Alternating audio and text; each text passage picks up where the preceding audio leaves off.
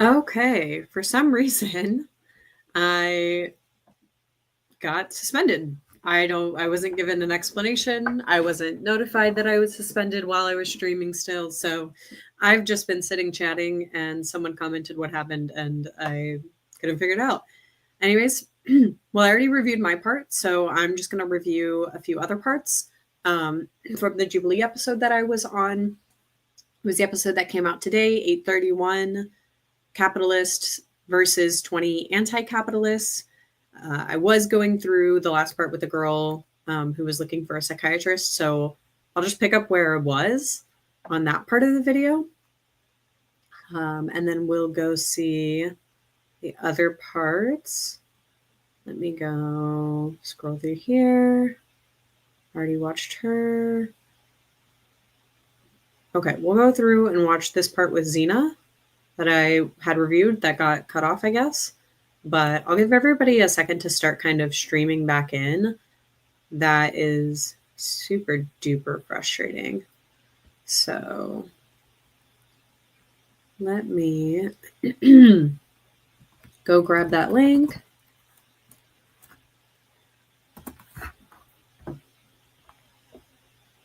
I need like waiting music.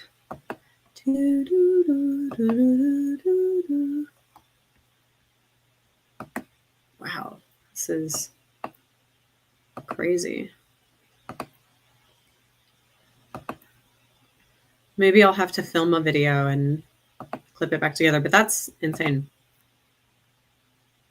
Okay.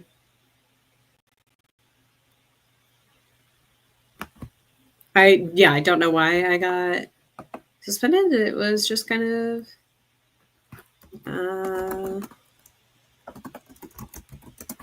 just happened without my knowledge.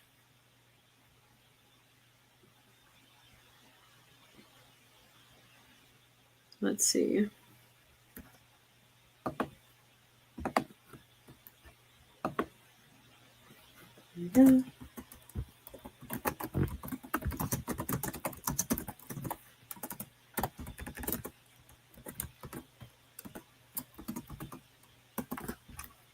Okay.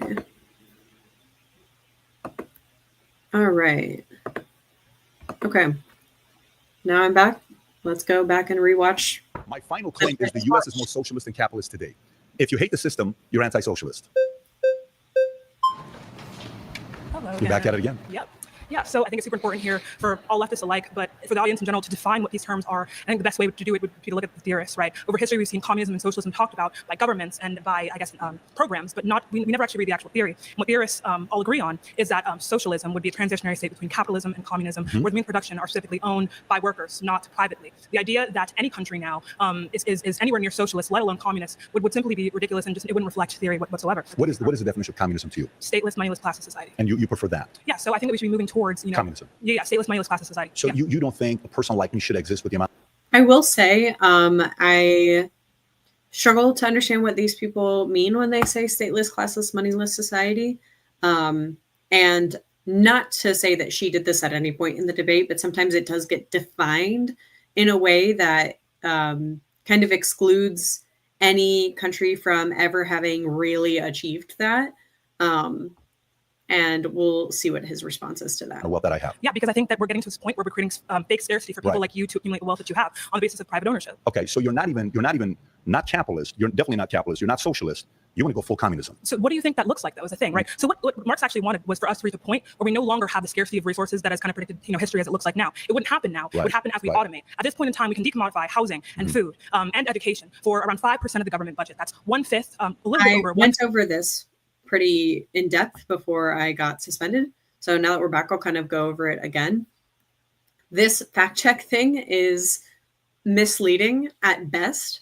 The 2.6 trillion spent on food isn't just consumers. It's not just individuals feeding themselves. It's also government entities and businesses. So a business might buy out tons of food that just gets wasted. But that doesn't mean that food would equal, 38%, because you're also including consumers and businesses who might not even be buying food for Americans.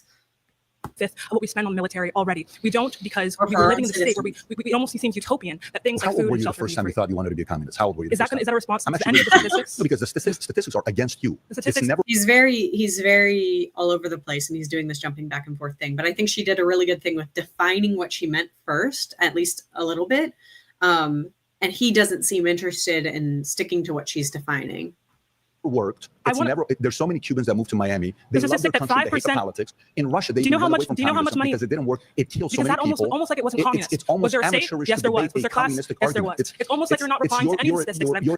Yep, he's still not replying. I will say there is this ability to do this when communists or socialists define their system and they say, oh, that thing had a state, therefore we're not communist, not socialist. So it's kind of like you don't actually get a clear picture of like, okay, then what would that look like? What actually would that be and what would it not be? But I presented to you. I think that's the biggest You're problem. a dictator telling Dictators you would what dreams not be should allowed under Not that communism. that's a Dictators fault end up, of of course, running But they communism. weren't. If somebody's taxing 100%, what is a dictatorship? So again, how much money do you think? How How much money? taxes? What is communism? How much money That's do you think? dictatorship. How much money do you think would it take to, I don't know, allow everyone food, shelter, water, and education in this country? How much money would it take? Yeah. But going back to your question here with communism, stay on that point there with Nothing communism. I say is responded but I'm to. trying to find out from you here. You're saying communism is not dictatorship. No. Define dictatorship. Yeah. So when one person or one small entity, Right. is able to, enforce its will on the people. When we have a private ownership, Yep. when we have a system based on private ownership, that's what happens every That's single dictatorship. time. Yeah. So we see. Dictatorship is private ownership. Yeah. So private So let me private just say, under ownership. communism, How much? under communism doesn't Elon Musk exist? Yeah. No. No. So that's dictatorship. Thank you. That's completely incorrect. Under capitalism, we don't have the freedom for people You to. do. You do. Okay. Of So course you do. under capitalism, right? Under we don't communism, see that under communism, the commodification. Would you consider China we don't communist? He interrupts a lot and he just calls it dictatorship without explaining. I will say she kind of did the same thing, like just calling this dictatorship and not explaining. But it's hard when someone Right. like, Would you Commodification of consider food. when someone like him talks over you like this and jumps around a lot. It's just very frustrating.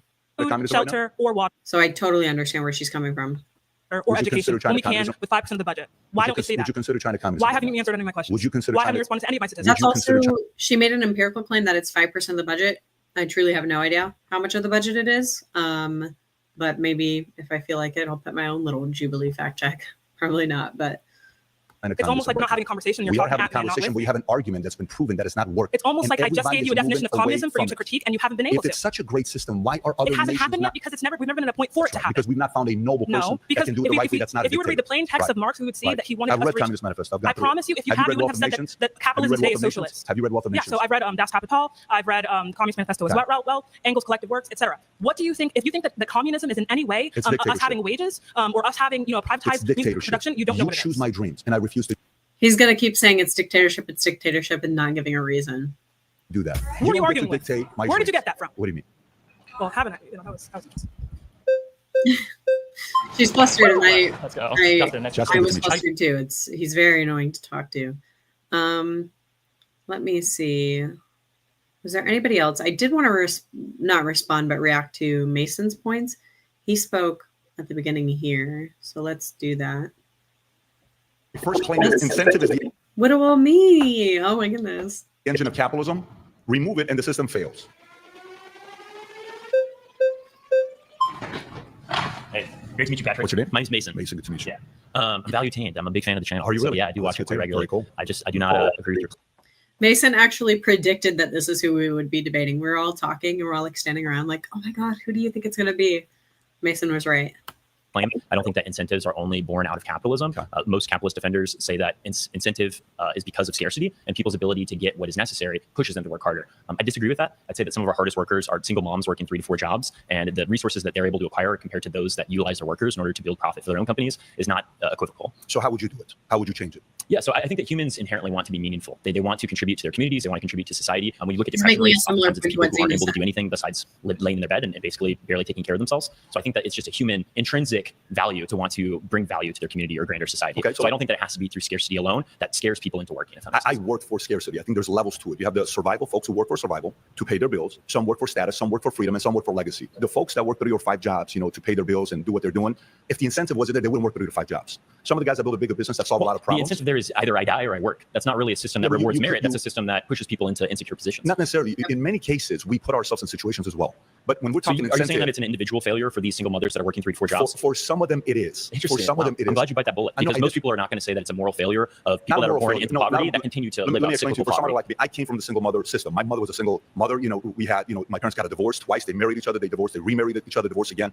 I came up. We didn't have a lot of choices. I joined the army. I got out of that system. Kind of wanted to see what I was going to do for myself. Do I stay in the army? Do I get out of the army? I started working in sales. And then the incentive of working harder, eventually I built a good life for myself. Again, you're totally dismissing the hard work that a lot of these people are putting into for just basic survival. I'd say that mechanics and plumbers and most people working blue collar jobs that are probably watching this video are working tirelessly day after day. I don't but yet disagree. they I don't still disagree. feel insecure positions to where they don't even know if they're going to be able to afford rent in the next 6 months. So let me ask If you, most Americans have a $400 to $500 emergency, they can't even afford that with the basic savings that they have. So this is not something that we should celebrate as promises of a system that gives you more if you work harder. We should say that this is something that rewards few. And I'm glad that you're an outlier that's been able to build a lot of success yourself. I know that you're a multimillionaire. That's So the type of argument that PBD is making here is a type of almost functionalist argument that, well, it's obviously also based on like meritocracy, that the more someone works, the more they're incentivized by the profit that they get to work harder and to make more and more and more profit. And in this type of system, there has to be winners and losers. There has to be someone who's winning because they're just working harder, and there will always be a loser who isn't working hard enough. And not loser in the derogatory sense, but just loser in the matter of the fact sense, as you're not going to be the person who comes out on top.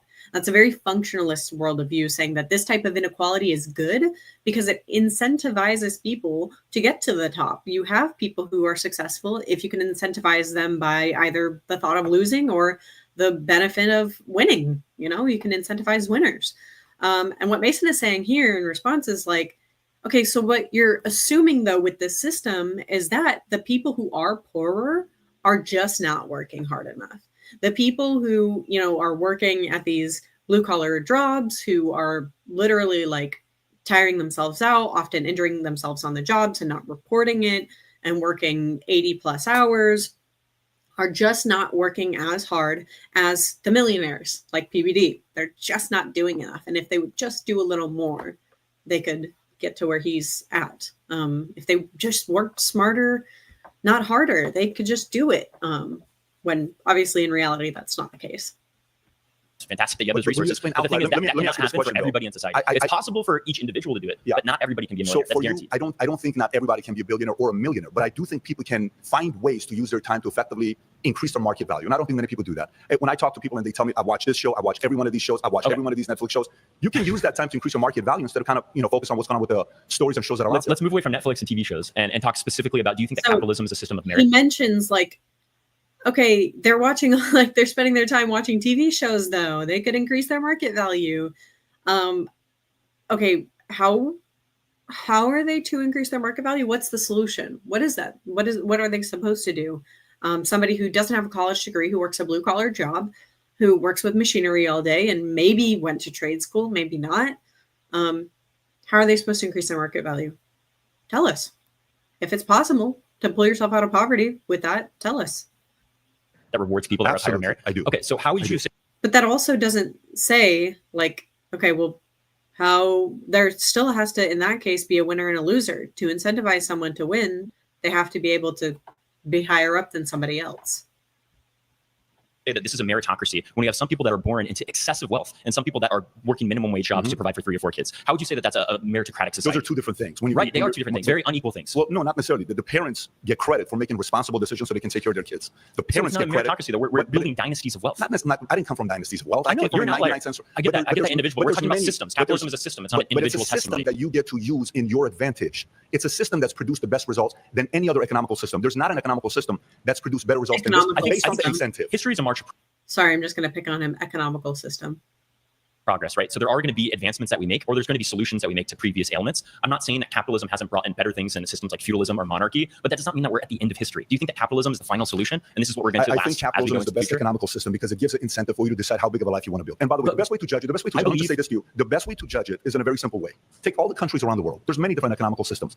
What has the longest line of people wanting to get in there? It's America. Why is that? 15 million people came here illegally. Millions came here illegally just the last 4 years. A lot of that is because of economic scarcity in other countries. Well, one of them we could talk about. One is American exceptionalism, which is unprecedented labor demand and unprecedented access to information about how to get in the United States that is available online. Thank you. Okay. All right, sure. I mean, the like I said, the problem is he doesn't respond to the point about it being like not based on merit. You still have people who are extremely poor. And let me see, what is it? What's the best predictor?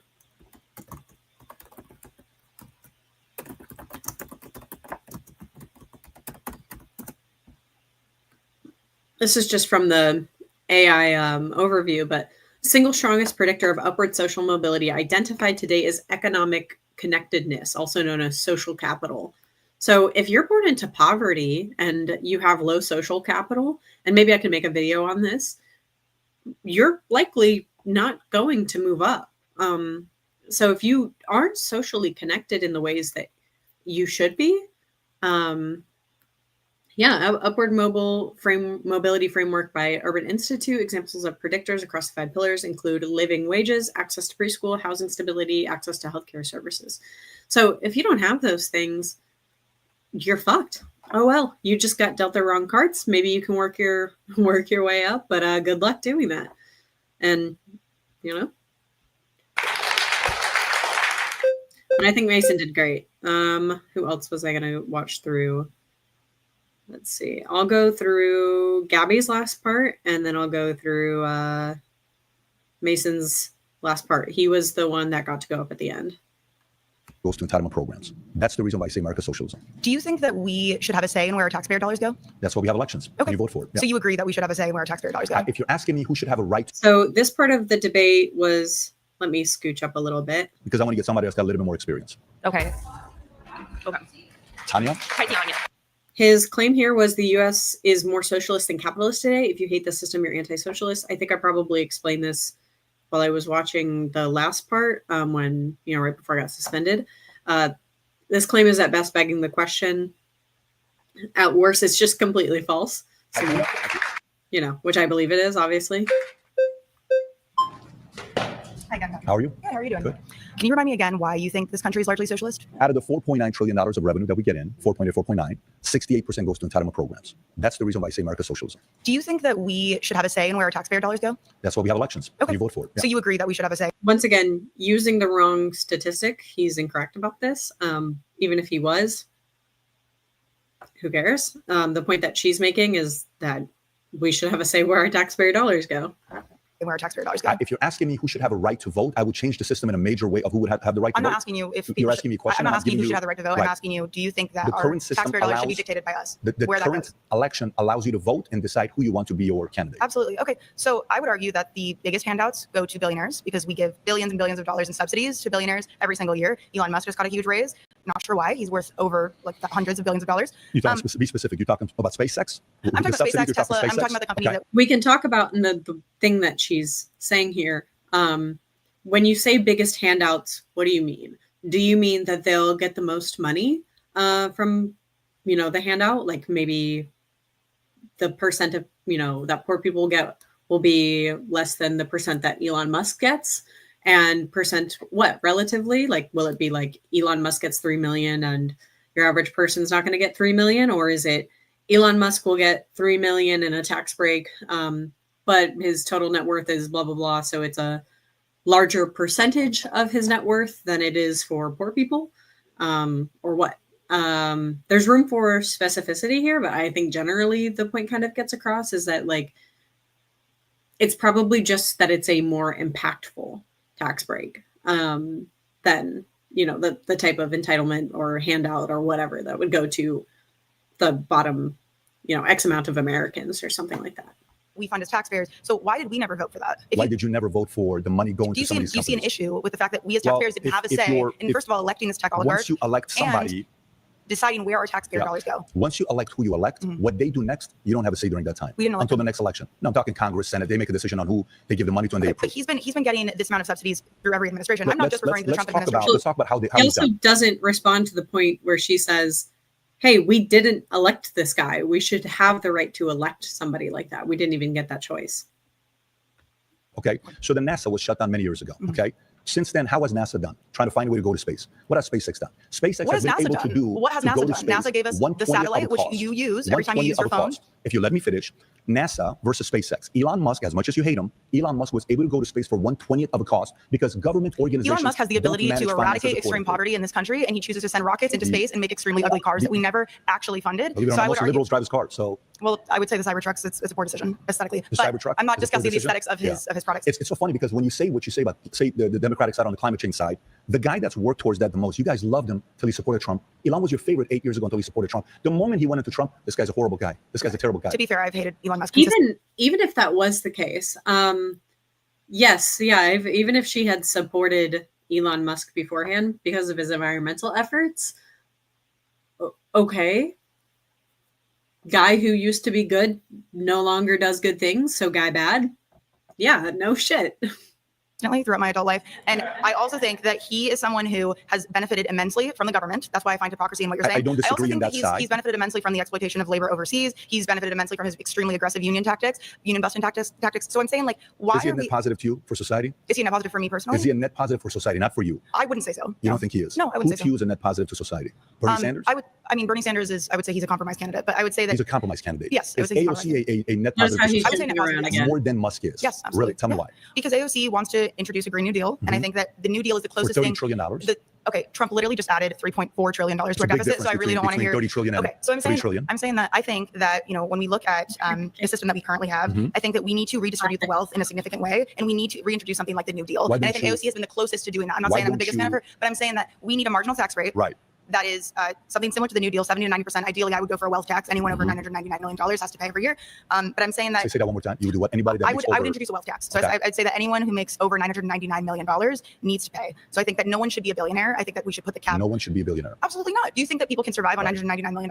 This isn't how life works. Do you think someone could survive on $999 million? I'm asking you, do you think someone would be okay? Do you think someone's life would be impaired if they had only $999 million instead of $1 billion? You're not answering the question. Fortunately, answer my question. He's not answering the question. Continue to grow. Why are you avoiding my question? Jobs for others. Do you think someone could reasonably survive on $999 million? How big a person wants to build their business? That's not true. By the way, why don't you elect someone that pursues those policies? Bernie was your hero for many years. He became compromised. I never said he was my hero. But how did Bernie become compromised?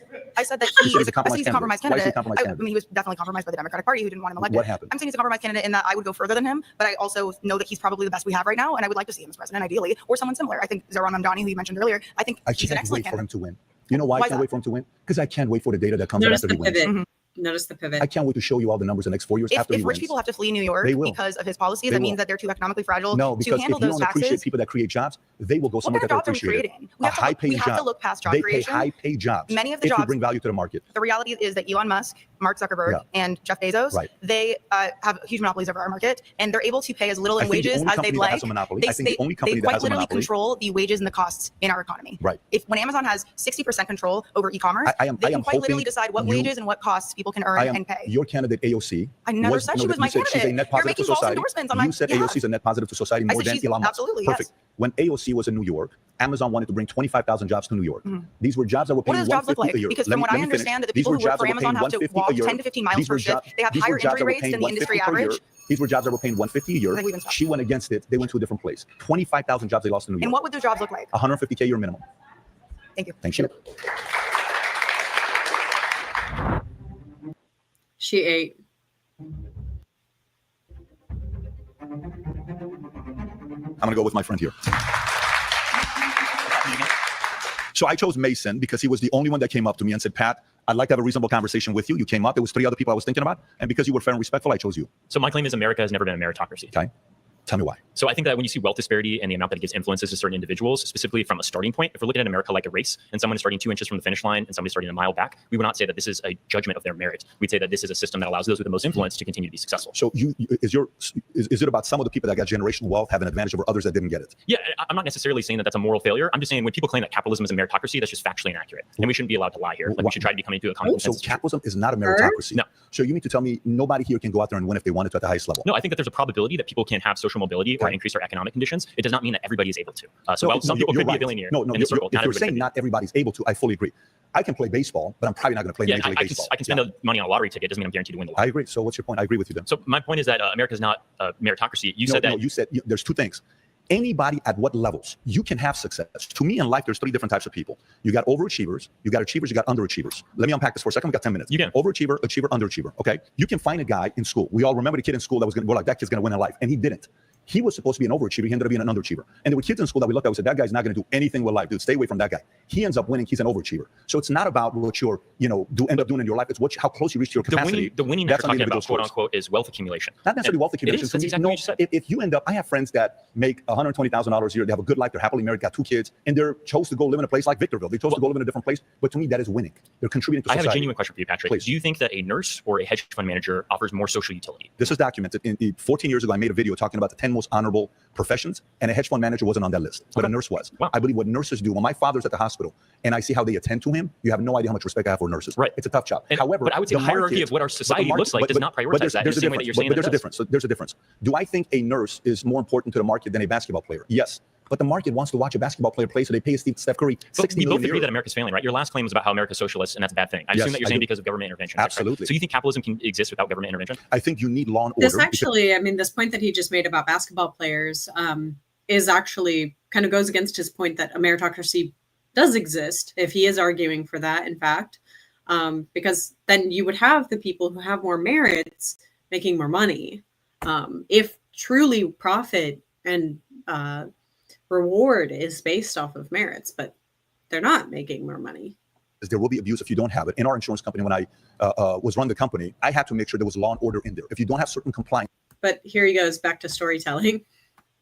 Abuse will come in. When abuse comes in, if it's a free for all, part of those laws, like labor laws, that can also be abused. No, it's a fair question you're asking, but a part of that can also be abused. A lot of those guys go in with the right intentions. Then they become dividers and they pin the employer against the employee. So then the divide and conquer model is very effective. I just want to break this down. Do you think that there are not mutually exclusive interests in owners and workers? Do I think there's mutual interest with owners and workers? Do you think that they have a symbiotic relationship and when they're trying to achieve the same goal? I like to give my employees. Notice he didn't say, are there mutual interests? He said, are there mutually exclusive interests? Equity, because if you own equity in the company, you no longer are an employee. You treat it as if it's your own company. So I prefer to give my employees equity, but it's my choice. I don't want the government forcing me to give them equity. I'll give you a story. You remember that story of a guy who said, I pay every single one of my employees $70,000 a year. What was this guy's name? I don't know if you remember this guy. This story went viral. Socialism, what a noble guy. Everybody retweeted it. The Bernies of the world. Phenomenal guy. I invited him on the podcast. He comes on the podcast. I said, so tell me about your noble cause that you pay everybody $70,000 a year. He says, well, I don't think anybody should make over $70,000 a year. You can live off of $70,000 a year. I said, perfect. Right. How many employees do you have? Let me make the point. I hear what you're saying, but I don't think that this is conducive to our conversation. I said, how many employees do you have? He says 100. I said, how many of those 100 own a single share of your company? None of them do. Who does? I do. You're a socialist claiming everybody should make that much money, but you're not giving equity? I'm not endorsing this particular person. I'd love to look into this, and maybe I'll watch the interview later. There's a lot of contradictions in socialism when it comes down to action. There are contradictions in the way that workers are trying to get as much wages as possible. That's just guaranteed. I want to get the maximum amount for the labor that I put into it. An owner wants to do the exact opposite. It's not that they want to pay people what they deserve. They want to pay people what they can get away with. That's just virtually true. Yes, because what you say. I don't think that's the case. Because you say no. You already agree that coercion exists in the system. You're just saying that socialism. You're saying that socialism is the government mandating others to do it. But you're saying that markets do the exact same thing. You just said that the market price determines. Don't put words in my mouth. I like you. You're respectful. You're a nice guy. Don't put words in my mouth. Did you not say that markets determine market rates? I haven't. What I'm telling you is there will be abuse in business. And if there's a person I'm going like to ask that, you the same question as soon as you're done. But continue. There is abuse in business. Some people will take advantage of that. But the benefit of a free market capitalism is if I don't treat you fairly, you go work for him. If he doesn't treat you fairly, you go work for him. Eventually, if you bring enough value, guess who can't afford to lose you? I can't afford to lose you. Do you think that markets determine market rates? If I can't afford to lose you, guess what I have to do to you? Do you think that markets determine market rates? You didn't answer my question. If I can't afford to lose you, guess what I do to you? Do you know what a monopsony is? Tell me about it. So do you know the difference between a monopoly and a I know monopoly. Tell me about monopoly. Okay, so a monopoly is a single seller who has rare competition within the selling of the distribution. That creates like inflated prices and that can hurt consumers. But a monopsony is one single buyer. So this is an employer. There are things called company towns. You brought up the example of Walmart outpricing small businesses. Sure. I think that's a fantastic example. On the minimum wage side. Right, of how there are large businesses that utilize their leverage and their influence and their capital in order to determine what those wages look like in a given particular place. Sure. So what I want to argue is minimum wages seem to stifle monopolies because they allow people to start at the same floor rate. You're saying that big businesses have an advantage when there's a minimum wage because they can pay more. We are also advocating for higher taxation rates and capital gains taxes on these businesses that are supposedly taking advantage of this. I think wait. You can invest this in tax breaks for small businesses for people that have less employees. Maybe you say that less than 5 employees, they have certain tax incentives, so they're not taxed at the same rate as these large conglomerates. But that does not mean that a minimum wage is a bad idea because, like most people here said, you can't survive on less than $7 an hour in most places. You know what's the great thing about business and numbers and data is every idea is getting exposed. During COVID, all the policies that came out from the leftist side, they're all getting exposed today. Within time, everybody realizes what works and what doesn't work. Can you name those policies? When saying states that they who chose kids to stay home instead of going to school. When is that a socialist policy? That is a control because when a government is ran in a way that they're controlling. That's not socialism. Socialism is a form of control. Socialism is a workers' control of their own. Ultimate control. No, socialism is workers' control of their own workplace. Socialism is a form of control. Communism is the ultimate control. So you're using this rhetorical device as saying that. That is a strange definition for socialism. Socialism is when workers control their workplace.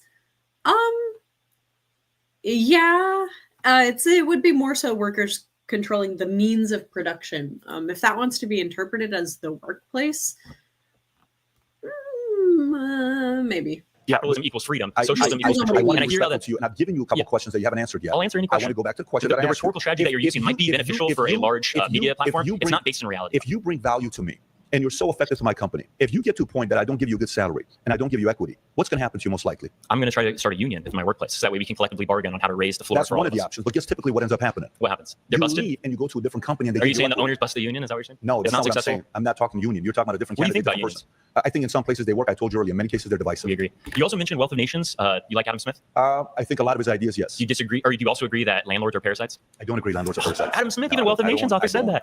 He said that rent is cherry picking. I don't think landlords are parasites. I think in many cases, when you think about what's happening with New York right That's now, not what this is what I'm cherry telling you picking guys. is, by the way. I mean, he specifically said he read the book, and Mason interpreted that as him saying, I agree with the book, which isn't cherry picking, but doesn't necessarily follow that he agrees with it. Socialism is when workers take breaks whenever they want. Yes.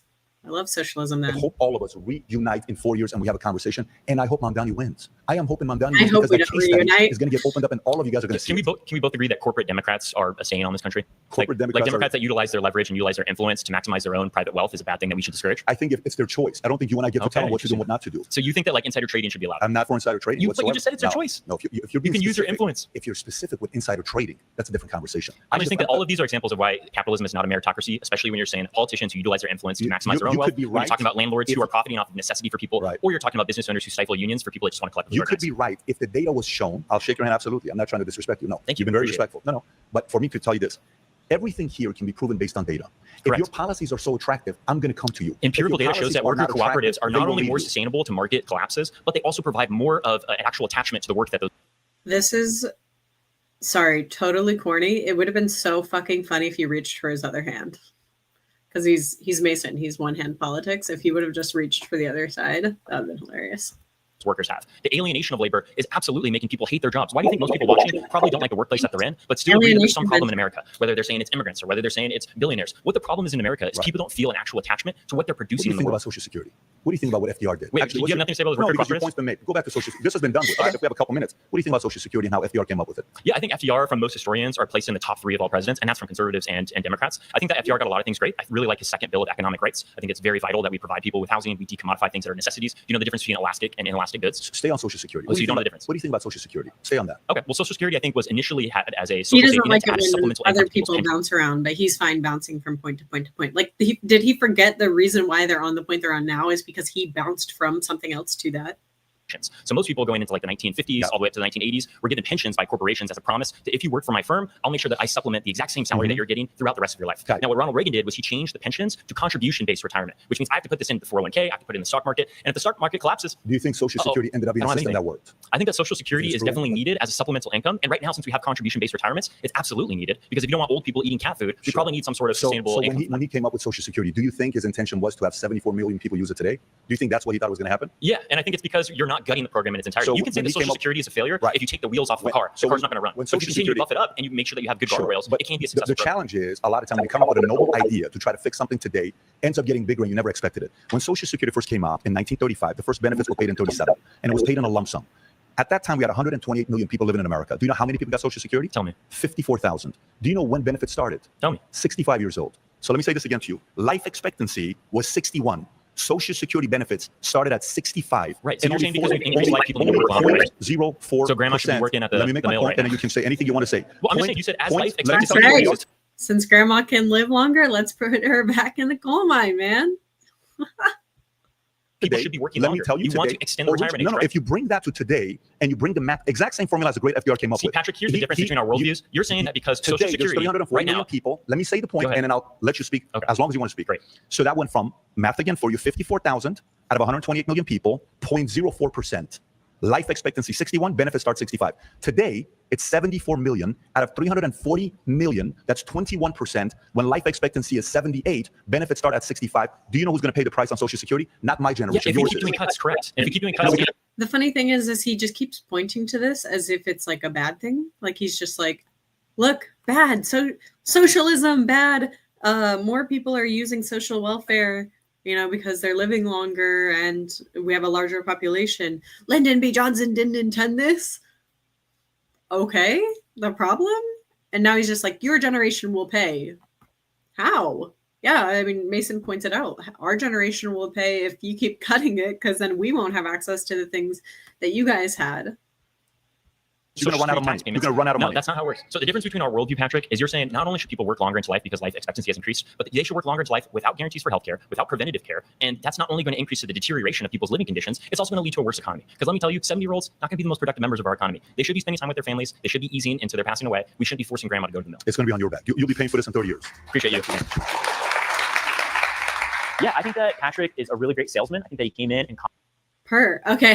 He ate with that closing statement. There was one last thing I wanted to go watch through was this guy's segment, because this is the part I was mistaken, but I'm going to go watch this part where he says this random shit about me. No. Okay, then I wish you nothing but the best. Yeah, so I think This is where I left off last All right, time. thanks for Thank you so much. Yes, anytime. Right. How you doing, man? What's your name? Seth. Seth, good to meet you. I think your claim kind of doesn't make any sense because it would not inherently be a capitalist society you're describing. Because I'm surprised nobody's really addressed this issue. We haven't even defined what socialism is. Capitalism is a system in which all businesses are funded by millionaires and billionaires, investor classes. If this society everybody had the same amount of money, I don't really know how the money would be generated up and down. I don't know in this theoretical. It sounds more like an anarchist society, which would make more sense. You know, we're using this as a hypothetical. Yeah, so I want to make sure I qualify my that point we're not. being, we can just even describe what capitalism is. But stay on this point here because you came here. Let me go back to this one. If all the money in the world divided equally, it would return to the same pockets within 5 years. Do you agree or disagree? Well, I disagree. Tell me why you because I disagree. believe in a system more akin to that kind of system. I think that a system with people with more wealth and But do equality. you know why the wealth would go back to the same people and the same people I at the know why it bottom would be wouldn't. poor? Why do you think it would? Well, it wouldn't go back to the same thing or places because I don't think that we have an inherent equal starting point in the beginning. But this is a starting point. What I'm saying to you is if we that's what I'm right now saying did why a it case wouldn't go to study, the same places because we've never even tested some sort of free market. We've never seen any sort of system akin to that. A genuine free market, not one that's distorted by capitalists, by business owners. Capitalists generally protect their own class. That's why people rise to the top. Yes, I don't know about absolutely. that. I actually think it's a Absolutely. very They protect competitive their own- place to be. No, there's not at all. People start at the very bottom. They have no shot to Do you know why I make the claim of if all the money in the world were divided equally, would return to the same pockets within 5 I'm years? assuming that you think that because people work harder or something like that. But It's I would very argue people that work the King of interrupting. hardest, the people that make the least amount of money, the people that work the least, live on their yachts, are the ones that are owning all these companies, never been inside the businesses that they own. I don't know if I agree with that. I was just Not in Arkansas everybody, 3 days but ago. the richest I was people. just in Arkansas a week ago, and I went to a city called Hot Springs, Arkansas. There was two friends from high school started a Windows company, 250 employees. Yeah. The city loves them. They work their tails I'm not off. really They're referring to small businesses. But I'm talking about, but many big businesses started small. Walmart wasn't sure. big day one. Walmart was small when it Why are first they got still? started. Why are they still a monopoly? Because they exist off They're of not a monopoly. Okay, Amazon not is taking a monopoly. big share They away own from them. oligopoly, whatever. They own a large market share because of their ability to use their money Do you to know how many jobs they've created around the world? Walmart has. I'm not even referring It's to 3 million Walmart. jobs the worldwide. Point being is capitalists distort the market so it's unfree. How could it be a free market Okay, if so- everybody in the market inherently wants to make it unfree because they want So to rise to the I'm top? watching if you. everybody has the incentive to maintain a free market, then that's something that So let me go back. The reason why I said if all the money in the world were divided equally, it would return to the same pockets within 5 years. To me, it's because of market value, what value you bring to the place, your contacts, your relationship, how hard you're working, all of those combined. Some Habits of those that you have in things, for place, sure. habits that you have in place, and also habits at the bottom. The habits at the bottom are not long-term thinking, it's short-term. When I didn't have any money and I was broke $49,000, if I had $500 to my name, we're driving on the freeway to go to Vegas to party for the weekend and come back. If I had a penny to my name, I'm having a blast. Until 25 years old, I changed my habits financially. Then things changed. But this point here that we're Some talking people- about with some the people are so far Yeah, off changed his habits financially, and now he runs an MLM. from that point. They're so far in debt that small decisions would not alter. It's not true. Yes, absolutely. It's not true. That's, It's not- you're just privileged and you live in a certain You think I'm example. privileged? Well, I'm yes, privileged. You're privileged to become a millionaire because of your hard work. That's amazing. That's My a unique mom person. ran out of money and went back to Iran. You're talking to a guy that would have done 20 years in the army. If one guy The army doesn't is call not- me, if one guy would The have army called is me the government funding you. I understand that, Yeah, and I joined you the army benefit because I from had the given up on government life. for social programs. No, Absolutely. I was not confident on what I could do, but I changed. So can you. Look at the No, way you're speaking to absolutely. me. You can Do change, you can somebody work like- hard, but do you you're know not- somebody like you? Do you know somebody like you that speaks this eloquently? If somebody gets a hold of you in real estate, insurance, finance, you can learn how to sell and you can make some real good money. Somebody But like you that I'm not watching- everybody's born I with those think every- abilities. You have to be brother, like somebody I think- who's white, tall, 6'4", whatever. They're I'm much Middle more. Eastern. I'm from Iran. Do you But think realize a about lot of somebody stuff who's that not goes born- against me? Okay, but many people have no choice. But that's an physical alter- excuse language to No, be making. no. That's not a language. If you never have the opportunity to listen, compete because look, you're I pre-designed. appreciate you being respectful. Truly, you need to know that. So and I'll be respectful to everybody. Absolutely. But I appreciate you for being respectful. Right now, everybody that's here, me changing your mind, it's not a very high likelihood. Sure. Okay. The audience that's watching, 40% of them are going to agree with what you say, and they hate me. 40% of the audience is going to agree with me. 20% of the audience is in the middle saying, I don't know, man, what do you think I should do? Should I feel like a victim or should I not make excuses? Or what is that guy saying? Or should I do this? Or should I sympathize? The 20% that's watching this, that has a fighting chance, I'm hoping they realize they can do. Yeah, the people in the audience are sitting at home. They're like, should I be a victim still? Should I stop victimizing myself? something about their lives. We're not going to be able to solve 100% of people's problems, unfortunately. I don't think people should keel over, but that doesn't mean most people have an equal competitive advantage to some. I think like somebody everybody like has me a certain is, gift somebody to like offer. me is more privileged I think inherently. everybody listening to her present, she could be a lawyer. Listening to her present, she's got fire in her belly. Everybody here has got a gift. Every single person here has got a gift. Whether they choose to use it in a way to help them advance in life, that's not my Not fault. everybody That's on can them. afford to increase their market value. You can't. No, You actually not can't. everybody. Well, we respectfully disagree. I appreciate Thank you again. Appreciate it. That's crazy. Darn. He pointed at me when he said that. That's so sad. I thought that, because the girl beside me looked over at me and she was like, what the fuck? Did you hear that from him? Like, yeah, that's crazy. Darn. But no, I think everyone generally did good. I think Mason did good. I think, because this is what we were like talking. I think Xena did good. I think they really held him to try to answer questions. And yeah, me and CoffeeZilla exposed me for running an ad on that. CoffeeZilla. But yeah, okay, cool. I will probably clip this up, post it, and full episode is up now on Jubilee's page.